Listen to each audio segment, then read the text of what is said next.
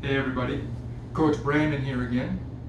Today we're going to go over another method of defending the over-under pass. In our last lesson, we looked at how our partner's shoulder position in our belly was a very vital part of the pass.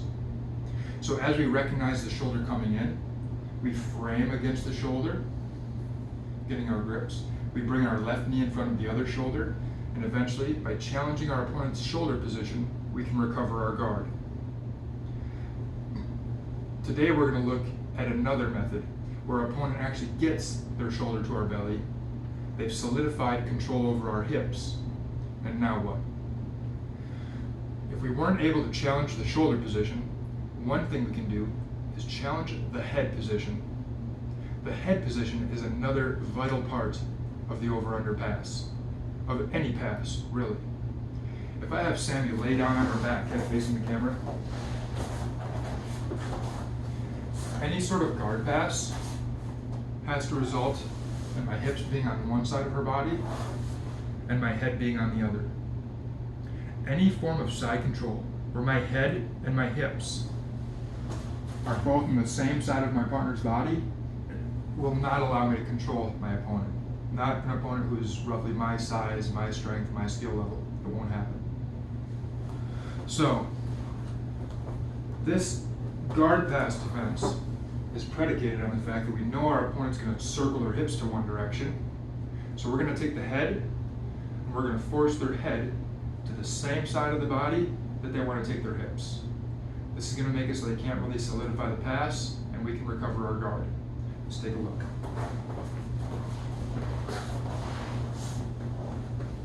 So in a situation where Sammy's setting up the over-under guard pass, she's getting the grip, she's stuffing my leg between her legs, she's coming in, she gets her good shoulder position here, and she's tripoded up.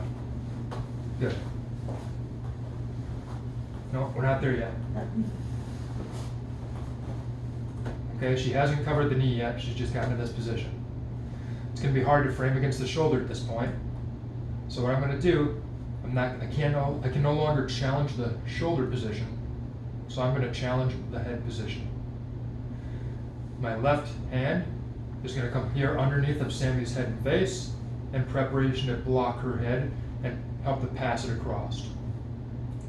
Now my left arm alone, if I have a large, strong opponent, my left arm alone will not be enough to pass her head across my body. So I'm going to use the strength of my legs to push against her hip. My knee is going to drive against Sammy's hip as I try to pass my body underneath of her head. My left arm is going to hold and immobilize her head, giving some pressure to the right. But really what does the majority of the work in passing the head is driving off her hip to push my body underneath of her head. So I'm not so much pushing her head across my body as I am moving my own body underneath of her head. It will look like this. So she's going to try to be nice and strong in this position here, pushing off here. Once I pass the head, I want to cover it and reach up and grab the belt here or the pants. Now from here I want to come up to a seated position so I can start to off balance my opponent. I'm going to use a left leg pendulum, come up, and now if my partner stays where they are, just like this, I'm going to use my right butterfly hook to elevate as my left foot drives off the mat for power. So it's going to be here,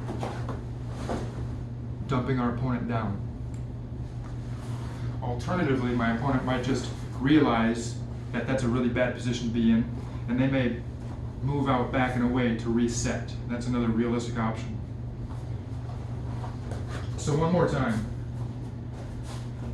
Sammy controls my leg, she stuffs, she solidifies the position, she puts all of her weight on her left shoulder in my belly, and now I'm stuck. I can't frame the shoulder. I can no longer challenge the shoulder position. So my left arm is going to begin the process of challenging the head position. My left arm comes under the head. And now remember, the whole thing here is about driving your right knee to the hip to help push my body to my left, pushing my body underneath of her head as my left arm assists in passing her head across my body. Here. No, I want her head to stay stuck where it is. I don't want her to be able to take her head and move it back across. So once I'm here, my right arm covers her head, and I grab either the belt or the pants. Now from here, my left leg pendulums to come up. Now if she stays like this, we're going to go into our sweep that we did before, where let's rotate standing. Where my right foot is going to help to elevate her hips, and I drive my left foot into the ground for power as I off balance her over her left shoulder here.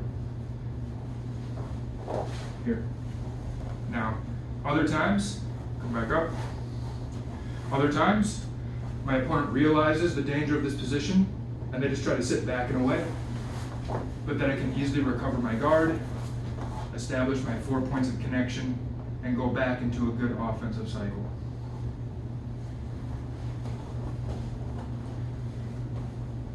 So we've seen now that we can defend against this over-under pass, a very strong pass, by challenging the position of our opponent's shoulder and our opponent's head. It's our opponent's head and shoulder that pins our hips in place, sticks us to the mat, and allows them to begin moving around us. If we can challenge either the shoulder position early or the head position by driving it across our body, we can challenge our opponent's control over our hips and use that weakened control to recover our guard. So there's the first two lessons. You can challenge the shoulder like we looked at last time by framing, or today's lesson, you can challenge the head position by passing your body underneath of her head, forcing their head to the wrong side of the body.